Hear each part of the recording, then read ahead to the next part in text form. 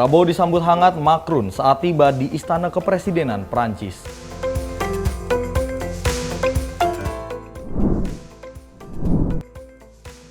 Ketua Harian DPP Gerindra Dasko dinilai memiliki kontribusi besar dalam politik Indonesia.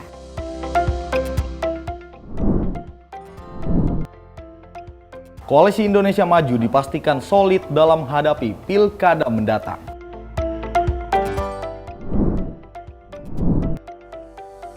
Polisi berhasil tangkap 2 pengedar narkoba.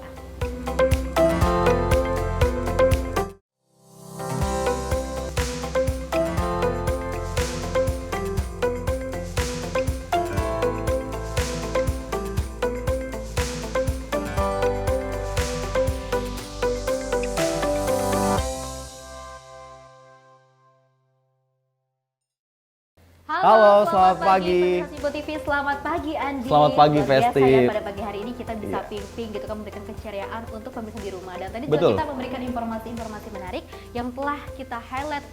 Ada 4 berita utama ya. Tadi juga ada presiden terpilih Prabowo Subianto yang disambut hangat oleh negara Prancis. Oleh Presiden Prancis ini juga ada jajar kehormatan dalam menyambut Menteri Pertahanan yang juga Presiden terpilih Indonesia. Ya gitu, karena bisa kita melihat juga kan Presiden terpilih Prabowo Subianto ini tidak hanya disambut baik oleh bangsa Indonesia, tapi seluruh negara maupun sangat menyambut baik Presiden terpilih Prabowo Subianto karena dari lihat kinerjanya, juga track recordnya Prabowo Subianto ini yang sangat luar biasa, sangat melekat di bangsa Indonesia, salah satunya ya Andi ya.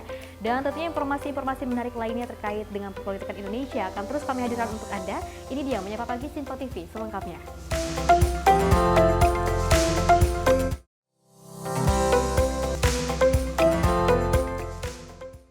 Ya baik pemirsa, kita awali informasinya terkait dengan menjelang Kongres ketiga. Partai Nasdem menggelar Prakongres 3 dengan simposium bidang perempuan di Nasdem Tower, Menteng, Jakarta Pusat. Dan acara ini juga merupakan sebagai simbol kepemimpinan perempuan untuk percepatan pencapaian kesetaraan gender di Indonesia. Menjelang Kongres 3, Partai Nasdem menggelar Prakongres 3 dengan simposium bidang perempuan di Nasdem Tower Menteng, Jakarta Pusat. Acara digelar sebagai simbol kepemimpinan perempuan untuk percepatan pencapaian kesetaraan gender di Indonesia. Pembukaan simposium perempuan ini nantinya akan dilakukan langsung oleh Ketua Umum Partai Nasdem, Surya Paloh. Adapun yang hadir dalam acara tersebut dihadiri oleh Sekjen Partai Nasdem, Hermawi Taslim, dan sejumlah anggota Komisi Perempuan. Dari Jakarta, Fahrizal Azizul, Simpo TV melaporkan.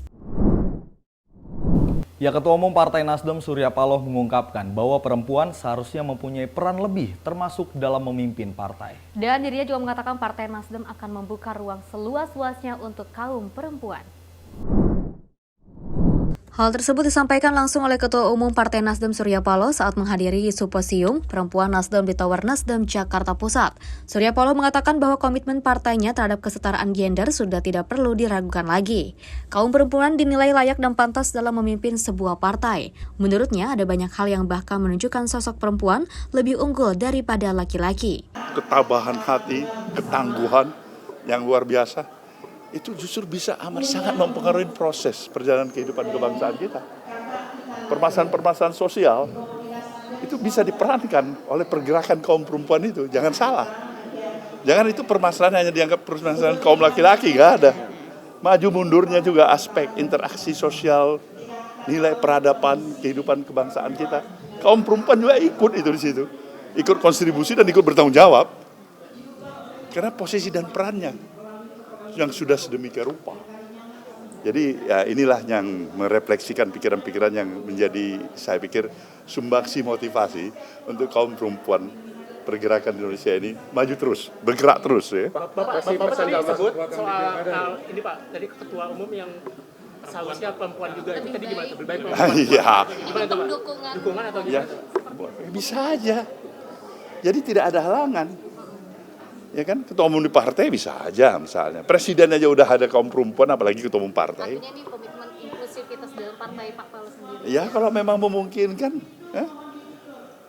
Satu ketika barangkali mungkin tidak dalam kongres ini, kongres yang akan datang ada kaum perempuan. Dari Jakarta, Fahrizal Azizul, Simpo TV melaporkan. Dalam Kongres 3, Surya Paloh juga mengatakan bahwa kesetaraan gender ini sudah bisa di Indonesia. Seperti kalau salah satunya adalah perempuan ini sudah boleh untuk melakukan atau memimpin partai politik. Betul, gitu. karena memang ada beberapa contohnya ya, seperti Presiden Republik Indonesia Megawati Soekarno Putri, Betul. ini yang juga menjadi ketua umum partai dari PDI Perjuangan, seperti itu Vesti ya. Artinya memang kalau kita melihat, tidak hanya lelaki saja yang bisa memimpin, tapi juga perempuan Vesti, siapa tahu menjadi ketua umum partai gitu ya. Ya betul ya, keadilan bangsa kayaknya ya kalau aku ya. Dan kalau misalnya kita melihat juga kan sosok dari perempuan ini sangat hebat sekali, dimana dia melahirkan gitu kan, belum tentu peran dari perempuan ini bisa dilakukan oleh peran laki-laki. Betul seperti itu. Kita beralih ke informasi lainnya, di mana Ketua Umum Partai Nasdem Surya Paloh juga memuji Ketua Harian DPP Partai Gerindra Dasko sebagai bintang tokoh politik atau the rising star. Ya, hal tersebut disampaikan saat menghadiri perayaan Harlah PKB ke-26 di Jakarta Convention Center Senayan beberapa waktu lalu. Partai Nasdem menghadiri acara perayaan Hari Lahir Partai Kebangkitan Bangsa atau PKB ke-26 di Jakarta Convention Center Senayan. Dalam sambutannya, Ketua Umum Partai Nasdem Surya Paloh mengungkapkan bahwa Ketua Harian DPP Partai Gerindra Dasko sebagai bintang politik atau the rising star. Tidak hanya itu saja, Surya Paloh juga memuji Dasko usai mengamati tempat duduk Ketua Harian DPP Partai Gerindra di acara Harlah PKB. Dirinya juga berharap kolaborasi dan sinergi yang telah terjadi dapat membangun komunikasi dengan suasana yang cair dan membuka wawasan untuk kemajuan bangsa dan bernegara. Jadi di sini saya juga melihat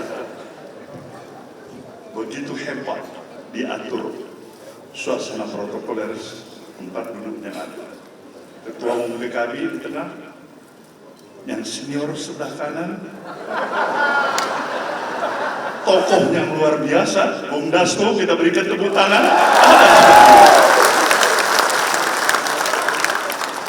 Khusus untuk Bung Dasko ini, saya perlu nyatakan di tempat ini, inilah tokoh the rising star kita ke depan. Nah, mudah-mudahan dengan kolaborasi, sinergisitas yang terjadi, komunikasi yang tidak kaku, komunikasi yang cair, komunikasi yang membuka wawasan, itu akan sangat bermanfaat untuk kemajuan kita berbangsa dan bernegara. Dari Jakarta, Fahrizal Ronabayu, Sinpo TV melaporkan. Ya pemirsa, Ketua Umum Partai Nasdem Surya Paloh memberikan pujian kepada Ketua Harian DPP Partai Gerindra Dasko sebagai the rising star politik.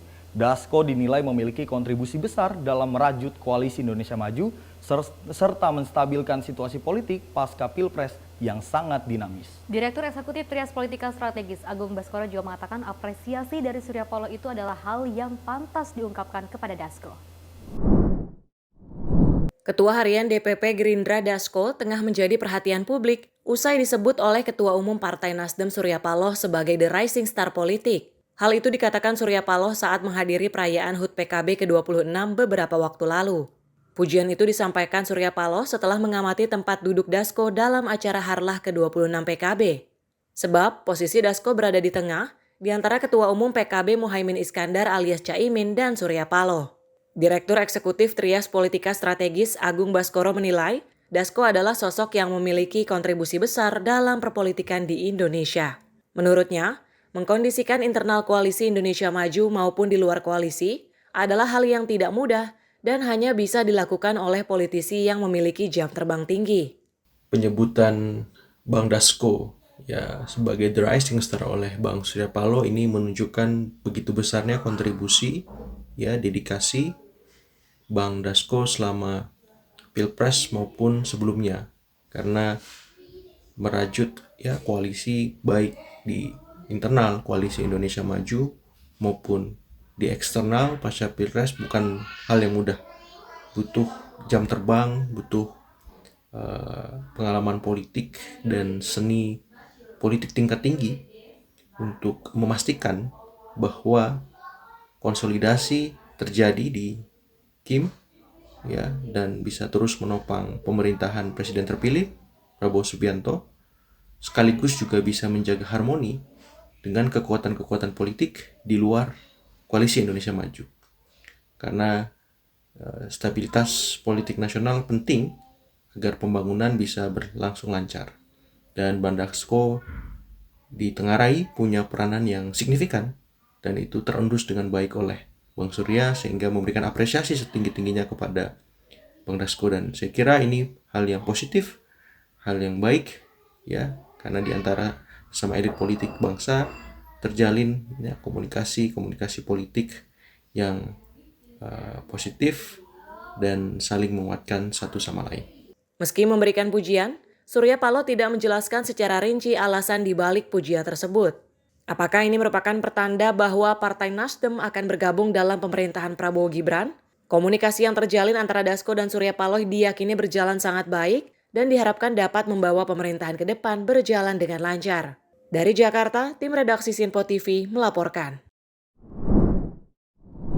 Nama Dasko ini terus menjadi perhatian publik. Betul. Seperti itu yang menjadikan the rising star politik di Indonesia. Mengapa? Karena kalau misalnya kita melihat dari segi kerendahan hatinya dari Dasko ini sangat membuka bagi partai manapun yang akan bergabung dengan Partai Gerindra. Salah satunya adalah PKB, dan juga dari PKB sendiri jangan khawatir karena dari PKS pun akan turut akan turut diundang. Mendukung gitu ya. Betul, Karena memang itu. informasinya ini ada beberapa partai politik yang akan bergabung seperti itu. Tapi Betul. kalau kita menyoroti pernyataan dari Ketua Umum Partai Nasdem Surya Paloh yang memuji Bang Dasko ini Ketua Harian DPP Partai Gerindra sebagai the rising star politik, Itu ini memang benar ada ya? hal yang pantas seperti itu ya. Yes. Karena memang kalau kita bisa melihat setelah pemilu atau setelah Pilpres 2024 ini tidak ada namanya hal-hal yang ricuh seperti itu ya. Walaupun Betul. memang polemik terjadi di Mahkamah Konstitusi, tapi ini tidak seperti di tahun 2019 dan juga 2014. Artinya Oke. benturan tidak terjadi sebegitu keras ya seperti pemilu sebelumnya. Dan dari kepemimpinannya Dasko ini mudah-mudahan menjadikan contoh bagi semua ketua umum partai politik politisi untuk terus seperti itu ya. seperti itu diberikan contoh bagaimana caranya kinerja bisa seperti atau bisa menyusul menjadi the rising star politik Indonesia. Ya. Informasi lainnya akan kami hadirkan usai jeda berikut ini.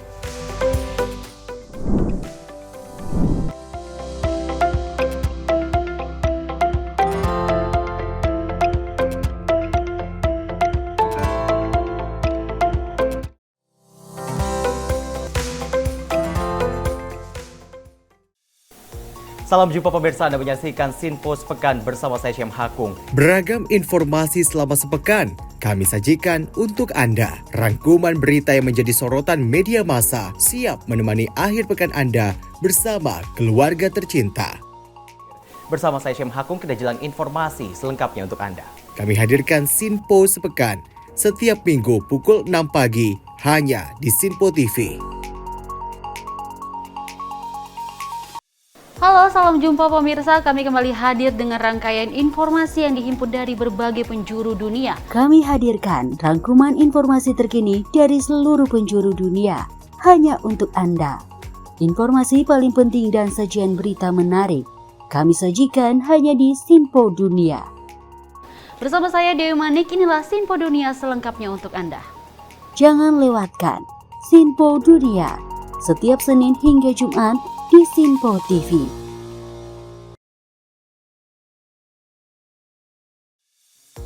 Halo pemirsa, apa kabar? Sinpo Dunia sepekan hadir memberikan update terkini peristiwa unik dan menarik. Kami temani akhir pekan Anda bersama sanak saudara dan keluarga tercinta dengan sajian informasi yang unik dan menarik dari berbagai negara. Bersama saya Dewi Manik, inilah Sinpo Dunia sepekan selengkapnya. Jangan lewatkan Sinpo Dunia sepekan setiap Sabtu dan Minggu hanya di Sinpo TV.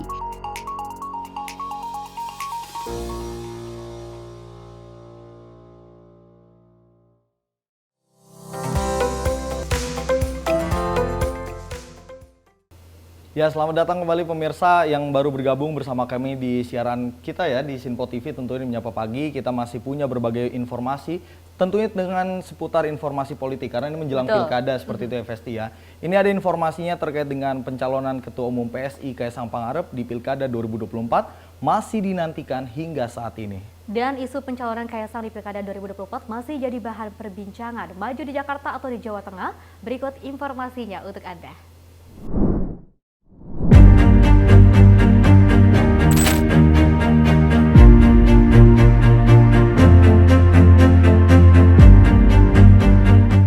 Dinamika menjelang kontestasi Pilkada serentak 2024 mulai menghangat. Sejumlah partai politik mulai menyerahkan surat rekomendasi kepala daerah di sejumlah wilayah. terkait dengan nama bakal calon gubernur hingga wakil gubernur masih jadi pembahasan. Salah satunya soal nama Ketua Umum PSI, Kaisang Pangarep. Elektabilitas nama anak Jokowi itu masuk survei bursa kepala daerah. Meski di Jakarta tidak terlalu tinggi, Kaisang terbukti unggul dari nama calon lain. Berdasarkan hasil survei Litbang Kompas untuk di Pilkada Jawa Tengah. Merespon hasil survei dari Litbang Kompas, Kaisang mengaku akan menjadikannya sebagai bahan pertimbangan untuk menentukan arah politiknya di Pilkada mendatang. Maju di Jakarta atau di Jawa Tengah belum diungkapkan secara gamblang oleh Kaisang.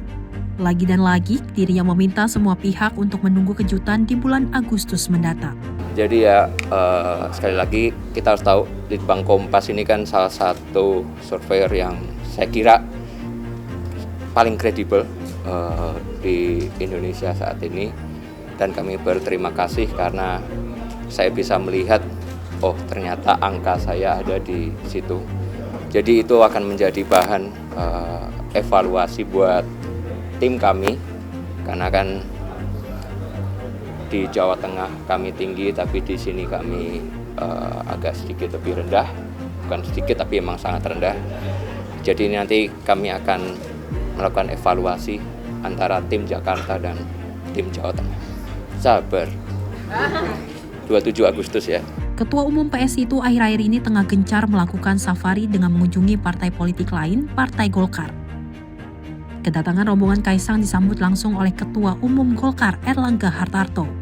Dalam pertemuan itu, Partai Golkar dan PSI membahas soal Pilkada 2024. Golkar dan PSI sepakat berkoalisi untuk pemilihan kepala daerah di sejumlah wilayah, salah satunya Jakarta. Ketum Golkar Erlangga Hartarto juga mengungkapkan pertemuan tersebut turut membahas arah politik Kaisang yang hingga saat ini belum diputuskan. Meski demikian, Partai Golkar turut menawarkan kepada Kaisang untuk dipasangkan dengan calon dari Golkar Jusuf Hamka di Pilkada Jakarta.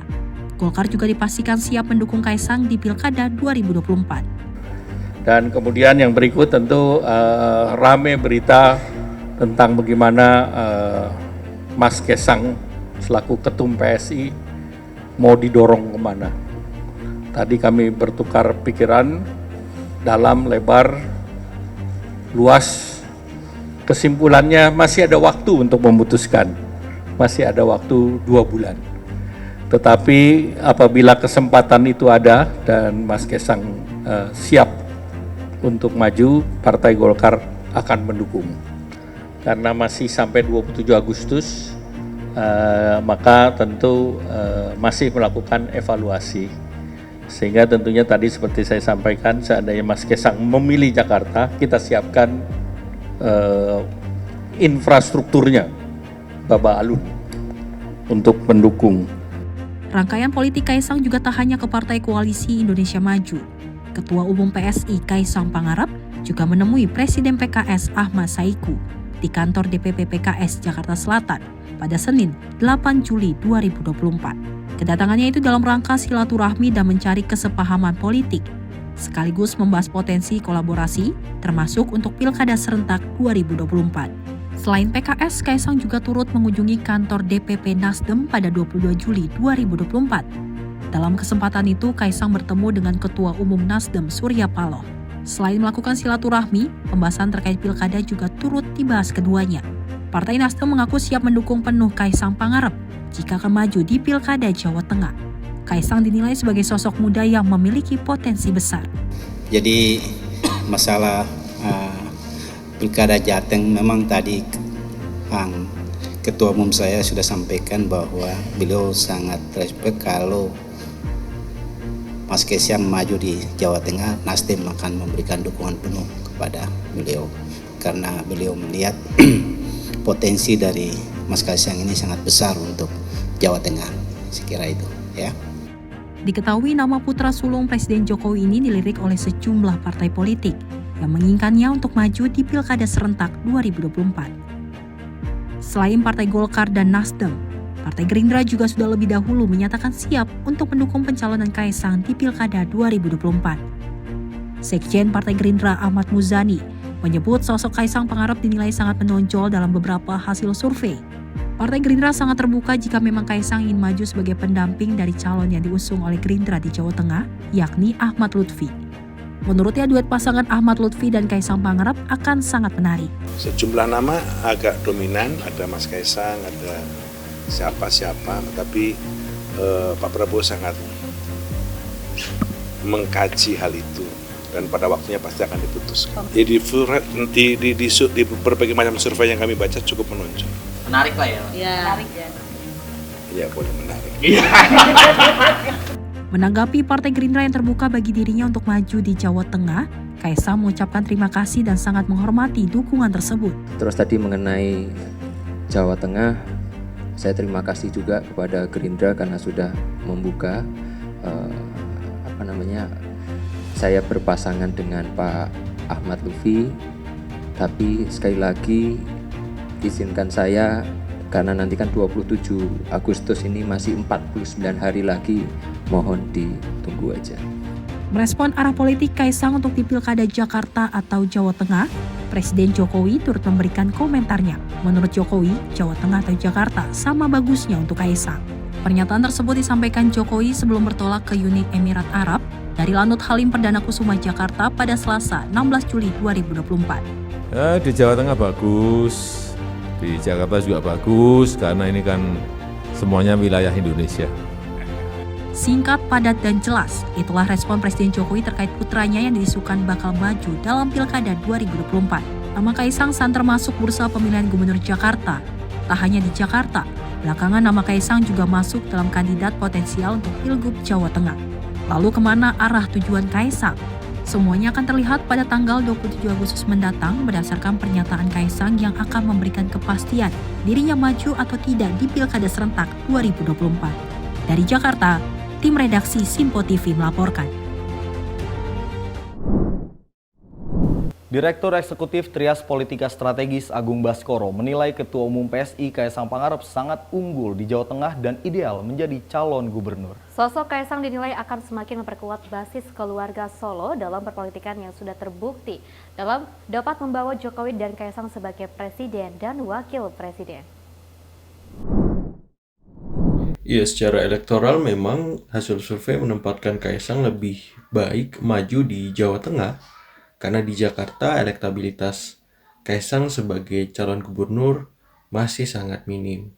Sementara di Jawa Tengah sebaliknya mampu mengungguli lawan-lawan politiknya yang sudah lama memiliki kontribusi, ya, rekam jejak yang panjang.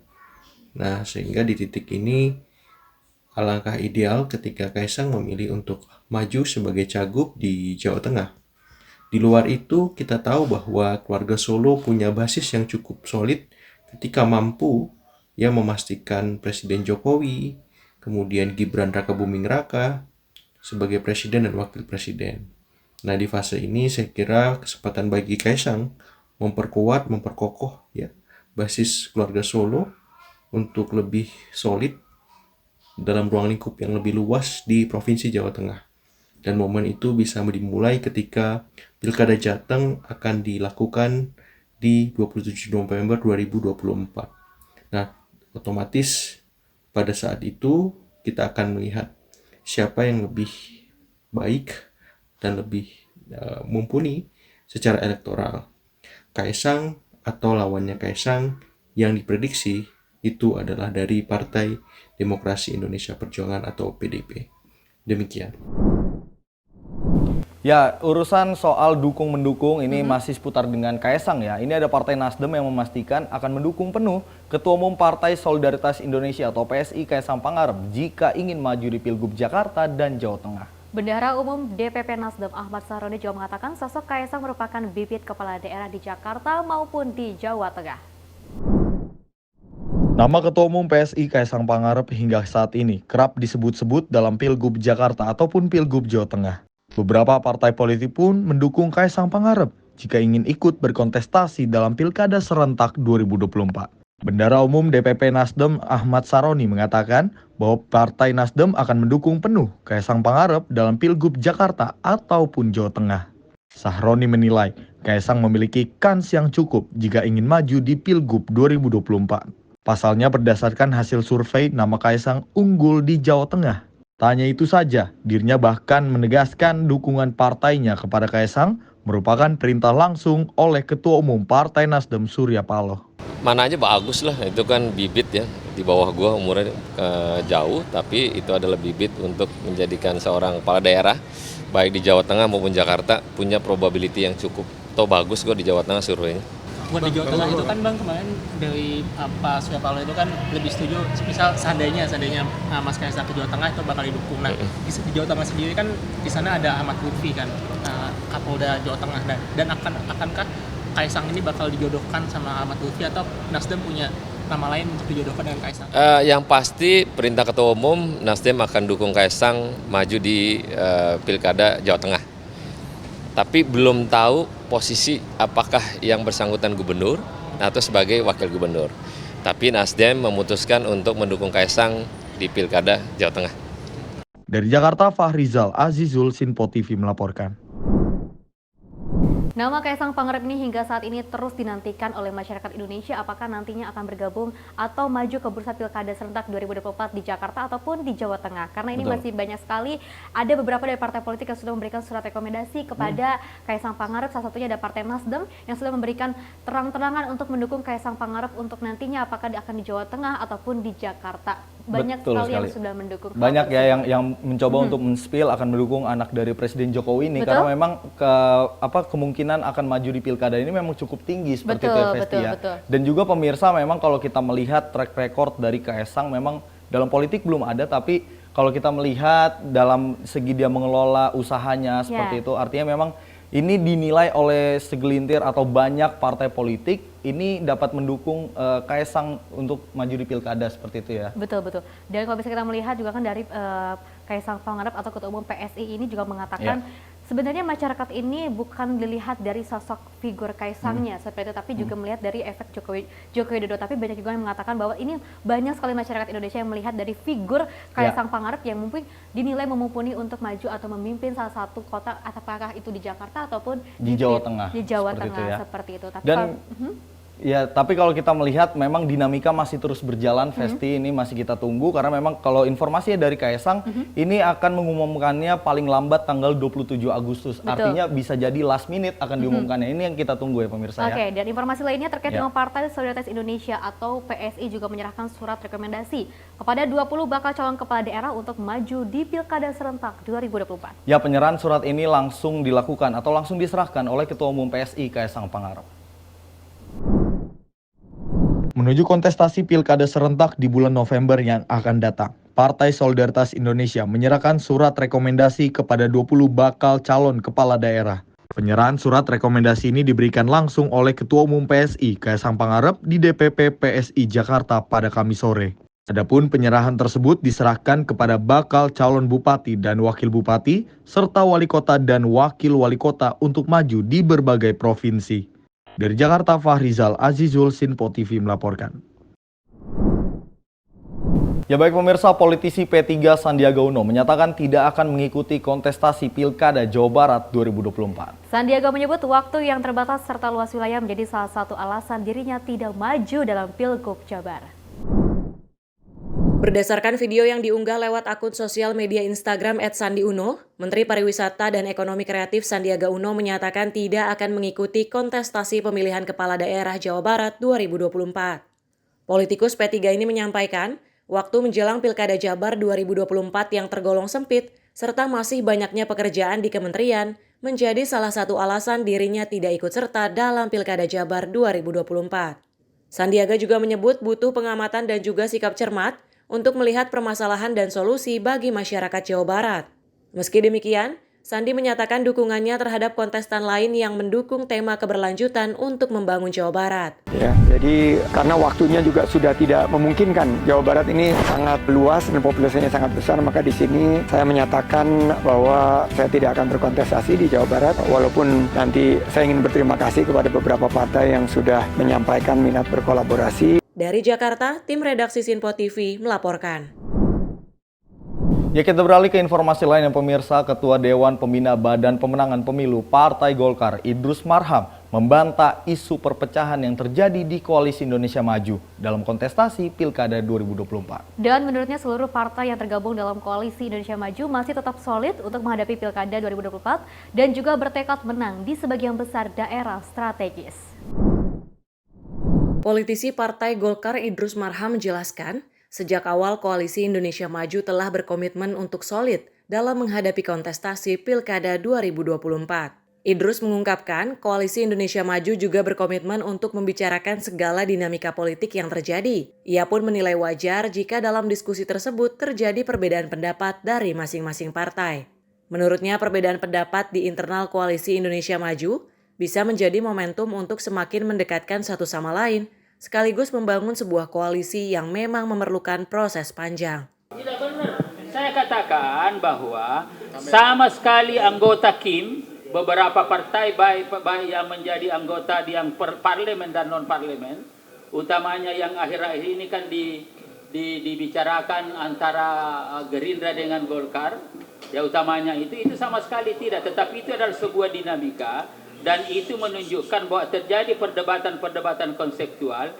Nah, oleh karena itu sejak dari awal komitmen Koalisi Indonesia Maju bahwa Koalisi Indonesia Maju harus solid menghadapi pilkada ini dan bertekad untuk memenangkan sebagian besar.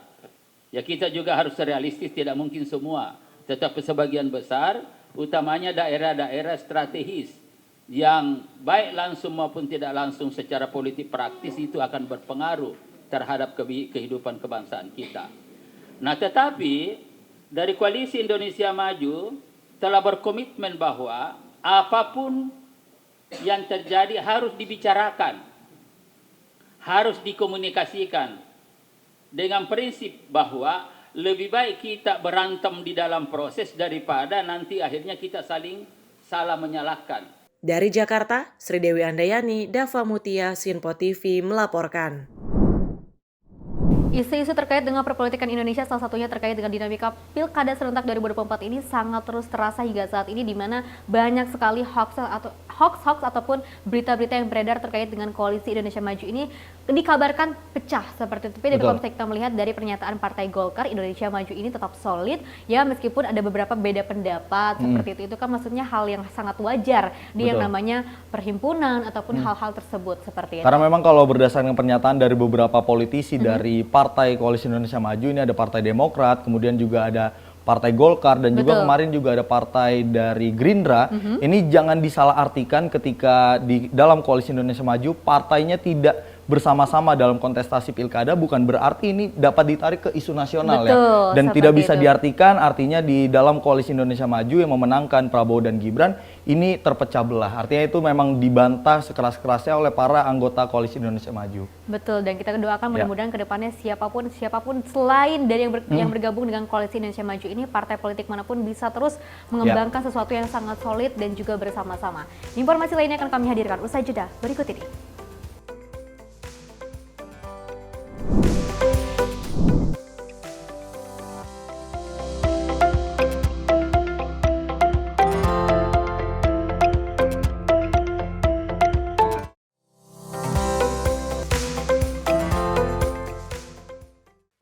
Halo, salam jumpa pemirsa.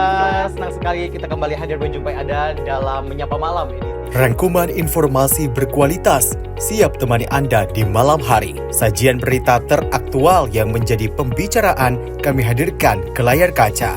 Laporan dari berbagai peristiwa kami sajikan ke ruang informasi Anda.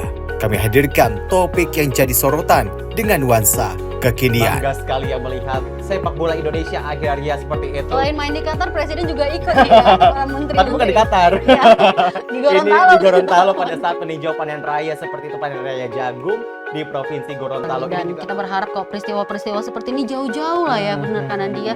Karena mengerikan curanmor, terus kayak kejadian seperti tadi yang nggak kita duga, nggak kita sangka, yang kita jauh-jauhkan nih bisa saja menimpa gitu. Dan kita tetap harus berhati-hati pemirsa.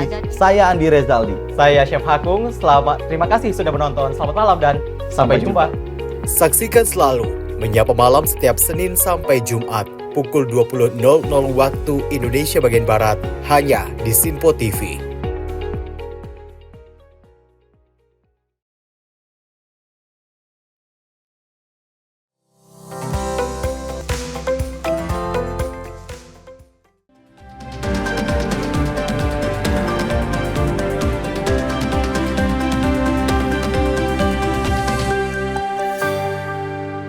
Oh hi, good morning. 5:30 a.m. in Dubai, 8:30 a.m. in Jakarta, and 11:30 a.m. in Sydney, Australia. Good morning, ladies and gentlemen. You are watching Simple International News Report. I'm Vira Ananta. It's coming back for you. The Pentagon spokesman Pat Ryder said that China plays an important role in dealing with Russia crimes and illegal action in the Ukraine. He also emphasizes that the importance of resolving the conflict in Ukraine is to achieve lasting peace. In the conference, Pat Ryder expressed his view on the conflict between Russia and Ukraine, stating that assistance from China could play a crucial role in mediating the conflict. He believes that China's role is critical in prompting Russia to withdraw its forces from Ukraine and securing peace in the region. This is viewed as positive influence that could provide significant benefits to Ukraine if China can play its role constructively. Pat Ryder also emphasized that the importance of resolving the conflict in Ukraine to achieve a lasting peace, in line with Ukraine's own wishes and agreements. He added that the United States will continue to intervene to support the resolution of the conflict, applying pressure on Russia to cease invading Ukraine's sovereign territory and opposing Russia's aggression. The United States is ready to express its support, including through sanctions and other armed actions, as Ukraine's security is closely tied to global security. The unchecked expansion of Russia is viewed as a serious threat that could have widespread impacts on both the United States and other global interests. Certainly, as I mentioned before, we don't want to see the conflict in Ukraine go on forever. We want to see peace in Ukraine, but it has to come in terms that are acceptable to Ukraine. No decisions about Ukraine without Ukraine. And so China can play a productive role in terms of addressing Russia's malign and illegal activity in Ukraine. And so certainly if they're able to compel Russia to withdraw its forces and enable the restoration of peace, I think that would be a positive development. But certainly when it comes to the Ukrainian foreign minister and his conversations with his Chinese counterparts, I'd have to refer you to Ukraine. Mais Regar, Simpo International News Report. President of the Philippines, Ferdinand Marcos Jr., delivered his third state address on Tuesday, July 23, 2022 in Manila, Philippines. He expressed high appreciation for the dedicated national military force who have defended what is part of their nation. President Marcos also affirmed that the West Philippine Sea belongs to us. In that occasion, President Ferdinand Marcos Jr. stated that the Philippines will continue to strive until the end in addressing challenges to territorial sovereignty in the South China Sea, known as the West Philippine Sea in Manila. He affirmed that the West Philippine Sea is an integral part of the Philippine territory and appreciated the latest achievements of the Philippine Armed Forces. Earlier, he thanked their dedication to the Coast Guard and all fishermen operating in the West Philippine Sea. This remark references their sacrificial struggle to defend and safeguard rights to rightfully form part of the country. He stated that rising tension can be addressed through the achievements of temporary agreements. The president added that there are no longer active guerrilla fronts nationwide, with only 7 weekend groups remaining to be disbanded, currently undergoing target operations. Lessons from history and current events teach us that peace and order is an essential ingredient of genuine prosperity and social development. This is the path that we choose to take. Despite difficulties, despite our diversity and differences as a people, we are joined together by a unique history and have constantly invested our energies and resources in strengthening the pillars of peace. Our police, military, and Coast Guard undergo continuous capacity building and asset upgrading so that they are better able to preserve the peace and defend our territory. We have come a long way in our quest for a lasting and inclusive peace. No guerrilla fronts remain active across our country today. Only 7 weakened groups remain to be dismantled, and they are the subject of focused operations. But along with the assertion of government might, we also offer peace, community development, and reintegration programs for those who have returned to the fold of the law. Through a comprehensive and transformative approach, we have rebuilt not only lives, but also conflict-affected communities. The implementation of peace agreements is now in its concluding phase. Former combatants now live peaceful and productive lives in their respective communities. Mai Siregar, Sinpo International News Report. On this side of the Conference of the Foreign Minister of ASEAN and Partner Countries 2024, Indonesian Minister of Foreign meeting with the Minister of Foreign Affairs of Thailand for the first time after the invocation this year. At this bilateral meeting, Retno Marsudi raised a number of important issues in ASEAN and discussed the situation in Myanmar. Indonesian Foreign Minister Retno Marsudi held a bilateral meeting with Thailand Foreign Minister Maris Sangiampongsa on the side of the ASEAN Foreign Ministerial Conference or AMMPMC 2024 in Laos on 24 until 27 July 2024. In this private meeting, Retno Marsudi raised several important issues such as handling human trafficking in the region, increasing trade through the organization of a joint trade committee, as well as promoting of the revitalization of bilateral consultation mechanism. In addition to that, Indonesia and Thailand also discussed the current issues in Myanmar, where they have to coordinate through the United Nations or ASEAN agency, particularly through the AHA Center. Dengan Menteri Luar Negeri Thailand, ini adalah pertemuan perdana saya dengan beliau, dengan Menteri Luar Negeri Maris yang baru dilantik tahun ini. Tahun depan Indonesia dan Thailand memasuki hubungan diplomatik yang ke-75 tahun. Saya menyampaikan komitmen Indonesia untuk terus memperkuat hubungan bilateral dengan Thailand ke depan. Saya juga sampaikan Indonesia dan Thailand sebagai founding members of ASEAN memiliki kewajiban yang besar untuk menjaga ASEAN. Max Oller, Sinpo International News Report. Former Vice President of Indonesia, Hamzahas, died at the age of 84 last Wednesday morning at his residence in Jakarta. The 9th Vice President of Indonesia died allegedly due to age without serious illness. He was buried at the family cemetery complex in Bogor, West Java on Wednesday afternoon. News came from the former 19th Vice President of Indonesia, Hamzahas, died at the age of 84 years at his residence last Wednesday morning. He died due to old age. The plan is for Hamzahas' funeral to be buried after praying at his mosque, which is located on Nana Street, Kebon Pedes, Bogor City. Various preparations are made by officers starting from the place of his burial. It is alleged that Hamzahas died because he was ill for a long time. Hamzah himself was the vice president who accompanied the 5th president of the Republic Indonesia, Megawati Soekarno Putri. He was also the vice president from 2001 until 2004. It is known that Hamzahas was the leader of the Ka'bah Party and the vice president accompanying Megawati. Prior to that, Hamzahas also served as Minister of Investment in the era of President Bakaruddin Joseph Habibie. Max Oller, Sinpo International News Report. Thank you for watching Sinpo International News Report.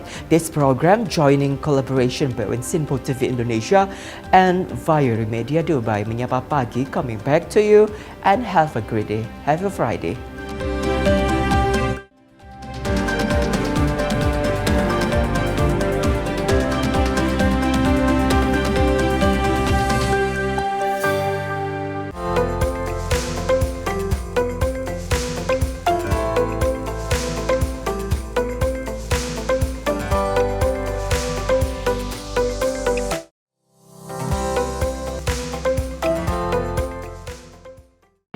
Menyapa Anda sebelum memulai hari dengan penuh semangat pagi. Halo, selamat pagi. Pagi Sally, pagi pemirsa dimanapun semua. Beragam informasi dari seluruh penjuru negeri siap menemani Anda di pagi hari. Kami hadirkan beragam informasi terkini yang terjadi dari dalam dan luar negeri, tentunya dengan nuansa masa kini. Wow, Sally, bener kan? Aku bilang tadi bahwa kekalahan adalah kemenangan yang tertunda. Oke, tetap tebarkan semangat dan juga terbitkan keceriaan. Sebarkan cinta terbaik Anda untuk orang di samping Anda. Saya Wira Ananta. Dan saya Fetsi Rahmadi. Kami pamit undur diri. Selamat pagi. Dan sampai jumpa. Sampai jumpa. Pastikan Anda bersemangat di pagi hari bersama kami dalam program Menyapa Pagi. Senin hingga Jumat pukul 6 pagi hanya di Sinpo TV.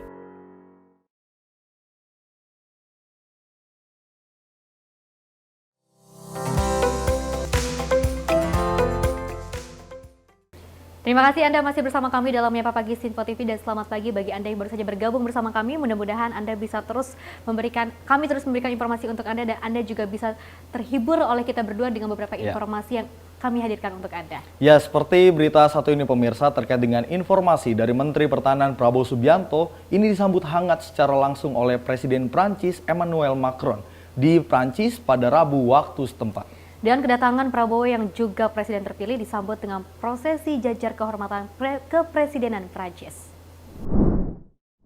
Menteri Pertahanan Prabowo Subianto tengah melakukan kunjungan kerja ke Prancis.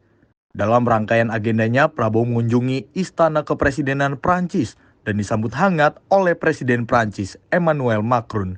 Setiba di istana, nampak Macron sudah menanti Prabowo keluar dari mobilnya untuk memberikan salam dan peluk hangat. Prabowo dan Macron juga menyempatkan untuk bertegur sapa sejenak, sembari mengabadikan momen berfoto bersama, saling bergandengan tangan, menandakan eratnya hubungan antara Indonesia dan Perancis. Hubungan antar dua negara tersebut juga dipastikan telah berjalan dengan baik dan akan semakin diperkuat dalam berbagai aspek. Di antaranya modernisasi alutsista, industri pertahanan, pendidikan, dan latihan, serta forum dialog. Tim redaksi Sinpo TV melaporkan. Ya, selain tadi ada agenda dari Menteri Pertahanan dan juga yang juga sebagai Presiden terpilih dari Indonesia, ini juga ada informasi dari Presiden Indonesia Joko Widodo dan Ibu Negara Iriana Jokowi yang menghadiri peringatan Hari Kebaya Nasional di Istora Senayan, Jakarta pada 24 Juli 2024. Hari Kebaya Nasional 2024 mengangkat tema lestarikan budaya dengan bangga berkebaya. Presiden Joko Widodo dan Ibu Negara Iriana Jokowi menghadiri peringatan Hari Kebaya Nasional yang diselenggarakan di Istora Senayan, Jakarta pada Rabu 24 Juli 2024. Hari Kebaya Nasional 2024 mengangkat tema Lestarikan Budaya dengan Bangga Berkebaya. Acara ini menjadi momen penting dalam upaya melestarikan budaya berkebaya di Indonesia. Presiden tiba di lokasi acara dengan mengenakan batik berwarna coklat, sementara Ibu Negara menggunakan kebaya berwarna biru. Sementara itu, Ketua Panitia Puncak acara Hari Kebaya Nasional berharap acara ini dapat mendorong lebih banyak perempuan untuk berkebaya. Dari kepanitiaan mengadakan Hari Kebaya ini di tempat sejarah yang pertama kali dibuat oleh Kepres tersebut, dan di mana hal tersebut akan lebih banyak perempuan yang berkebaya pada hari ini. Diperkirakan 9.250 perempuan berkebaya akan hadir di Istora Senayan. Sebelumnya, Kepala Negara telah resmi menetapkan tanggal 24 Juli sebagai Hari Kebaya Nasional yang tertuang dalam Keputusan Presiden Nomor 19 Tahun 2023 tentang Hari Kebaya Nasional. Dari Jakarta, tim redaksi Sinpo TV melaporkan. Ya, kita beralih ke informasi lainnya pemirsa. Lembaga Anti Rasuah memasukkan nama Sekjen PDI Perjuangan Hasto Kristianto dalam daftar saksi di lingkup PT Kereta Api Indonesia. Sebelumnya KPK telah menetapkan 14 tersangka. Nama politisi PDI Perjuangan Hasto masuk dalam daftar saksi dalam dugaan tindak pidana korupsi perawatan kereta api Kementerian Perhubungan di wilayah Jawa Timur. Sebelumnya KPK telah menetapkan 14 tersangka dalam kasus tersebut. Dugaan korupsi di tubuh Kementerian Perhubungan itu kemudian dibagi menjadi beberapa wilayah, yakni Medan, Bandung, Jakarta, dan Surabaya. Di mana untuk wilayah Surabaya, KPK telah menetapkan 2 tersangka dengan inisial RMM dan HT. Yang bersangkutan dipanggil di perkara TP tindak pidana korupsi di lingkungan Direktorat Jenderal Kereta Apian Wilayah Jawa Timur, Kemenhub, karena proses penyidikannya masih berjalan. Artinya skupnya adalah pengetahuan yang bersangkutan di perkara Jawa Timur. Apakah akan ada saksi-saksi lain yang dipanggil terkait dengan fakta persidangan yang sudah muncul terhadap subjek-subjek di partai-partai tertentu? Itu nanti akan dikembalikan kepada penyidik. Ya. Apakah akan ada pengembangan lagi di wilayah-wilayah lain? Itu murni kewenangan dan penilaian dari penyidik.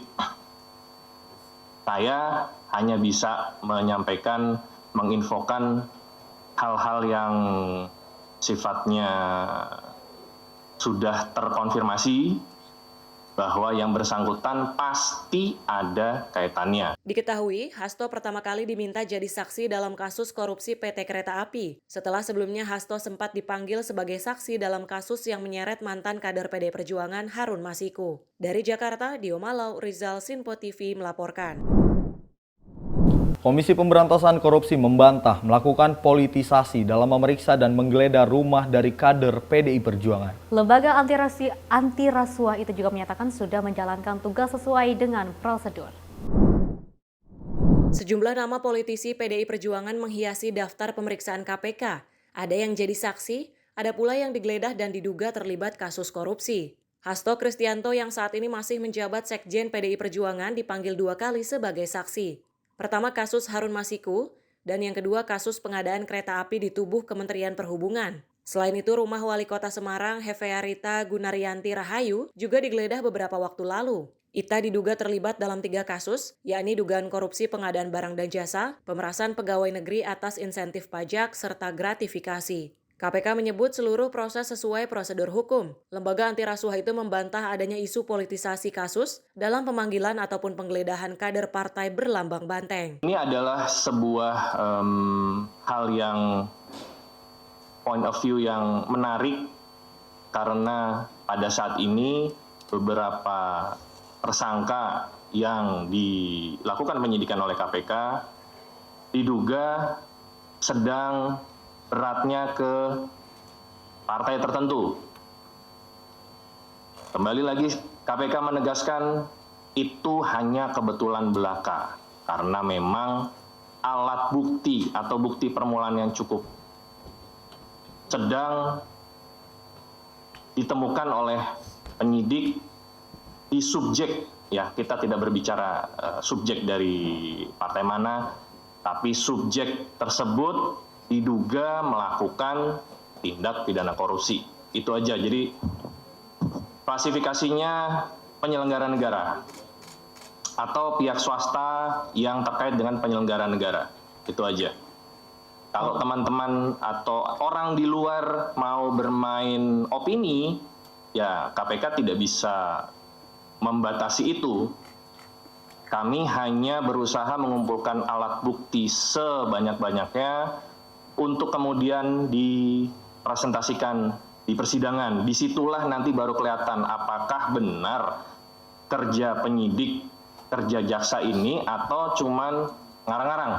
Itu hanya penegasan bahwa pada saat yang bersangkutan itu ditetapkan, benar-benar ada alat buktinya. Nah, kalau untuk HK ini berarti benar ada hal yang perlu diklarifikasi. Sebelumnya isu politisasi muncul usai hubungan PDI Perjuangan dan Presiden Joko Widodo merenggang pasca Pilpres 2024. KPK dituding menjaring kader PDI Perjuangan yang kini sudah tak sejalan dengan Presiden Joko Widodo. Dari Jakarta, Dio Malau, Rizal, Sinpo TV melaporkan. Kita beralih ke informasi selanjutnya, pemirsa. Kepolisian menangkap 2 orang pelaku peredaran narkotika berisi sabu dan ganja sintetis yang dibungkus ke dalam kotak, lalu disamarkan layaknya kotak spare part sepeda motor. Kedua tersangka menjalankan bisnis haram tersebut dengan mengirimkan paket narkotika lewat jasa ekspedisi barang. Polsek Kebonjeruk menangkap 2 orang tersangka berinisial IS alias T dan IS alias B yang telah melancarkan aksinya dalam melakukan pengiriman narkotika jenis sabu dan tembakau sintetis. Peredaran narkotika tersebut dikirim melalui jasa pengiriman online dengan cara dibungkus menggunakan kardus yang dilakban seolah-olah spare part sepeda motor. Kedua tersangka kini telah ditangkap aparat Polsek Kebonjeruk di sebuah kamar kos di Bilangan Kembangan, Jakarta Barat pada Selasa 16 Juli lalu. Dalam kamar kos itu, polisi turut mengamankan barang bukti berupa narkotika jenis sabu sebesar 2,8 kg, tembakau sintetis seberat 3,7 kg, 3 unit timbangan elektrik, 9 botol cairan sintetis, 2 unit handphone, 10 piece plastik klip, dan 2 baskom aluminium. Untuk kronologisnya, unit reskrim utama narkoba ya ada informasi dari masyarakat ya, tentang adanya jual beli narkotika di daerah Kembangan. Di bawah pimpinan reskrim maupun pimpinan narkoba di daerah Kembangan, ini lokasi-lokasi dan akhirnya bisa diamankan ya. Itu di rumah kos-kosan ya, 3 kosan merupakan gudang. Untuk 2 orang kita amankan. Untuk modusnya itu di situ mereka jual beli narkotika, tapi untuk pengiriman lewat online, Tiki, lewat paket ya, dengan modus seolah barang ini spare part. Makanya seperti teman-teman lihat bungkusannya seperti ini ya, ini dibungkus ini, dalamnya itu seolah spare part kendaraan, tapi dalamnya dikasih batu, jadi seolah berat. Tapi ya utamanya ini untuk tiap kotak ini udah ada masing-masing, ada yang 5 gram, ada 10 gram, ada 5 gram, 25 gram, ya masing-masing pesanan. Nah, nanti mereka dikirim lewat paket titipan kilat ya. Atas perbuatannya, kedua tersangka ini akan dijerat dengan pasal 114 ayat 2, subsidiar pasal 112 ayat 2, junto pasal 132 ayat 1, Undang-Undang Republik Indonesia Nomor 35 Tahun 2009 tentang narkotika, dengan ancaman maksimal pidana seumur hidup atau pidana mati. Dari Jakarta, tim kontributor Sinpo TV melaporkan. Ya, barang haram narkotika ini di Indonesia masih terus ada atau marak di Indonesia saat ini ya. Dan kalau misalnya kita melihat juga kan ya, dari pihak kepolisian sudah langsung sigap untuk memberantas kasus narkoba atau narkotika ini. Karena kalau misalnya kita melihat juga kan ini sangat beredar di media sosial, bisa saja anak-anak terpengaruh dengan hal tersebut. Apalagi anak-anak ini kan sangat aktif sekali dalam gadget ataupun dunia atau sosial media gitu. Seperti semakin kesini memang kalau kita melihat para pengedar maupun para bandar ini semakin aktif dan juga semakin kreatif seperti itu. Berani, karena memang seperti yang berita tadi yang kami sampaikan, ini dibungkus dengan spare part motor, artinya memang ini untuk dilakukan untuk mengelabui para petugas. Dan ini yang harus terus diupdate oleh para petugas kepolisian khususnya dan juga BNN. Ini artinya kreativitas dari para pengedar dan juga bandar ini harus juga diikuti dengan update dari para petugas seperti itu ya. Karena kalau misalnya kita melihat dari para pelaku dan juga pengedar narkotika ini banyak sekali mereka cara untuk bagaimana caranya bisa narkotika ini diedarkan, bisa narkotika ini digunakan seperti dengan berbagai cara. Ada yang dilakukan mungkin menjadikan sebuah rokok gitu kan, ada juga di yang kepada motor tadi ya gitu. Ada juga pemirsa banyak sekali hal-hal yang bisa dilakukan oleh para pelaku dan juga para pengedar, dan ini juga menjadikan PR sekali untuk para aparat kepolisian khususnya gitu ya, untuk terus memberantas hal ini bagaimanapun caranya. Banyak sekali cara yang bisa dilakukan oleh mereka. Mudah-mudahan dari pihak kepolisian ini bisa terus memberikan yang terbaik pengamanannya seperti itu, semoga segera cepat dicegah. Ya, berita tadi sayangnya menjadi akhir jumpa kita di Menyapa Pagi kali ini. Tentunya kami berharap pemirsa sekalian di seluruh Indonesia dalam keadaan kondisi sehat walafiat. Oke, dan pokoknya jangan lupa untuk selalu hindari narkotika dan jauhi larangannya. Seperti itu. Saya Fesi Ramadi. Dan saya Andi Rezaldi, mewakili segenap kru yang bertugas pada pagi hari ini. Selamat pagi, sampai jumpa.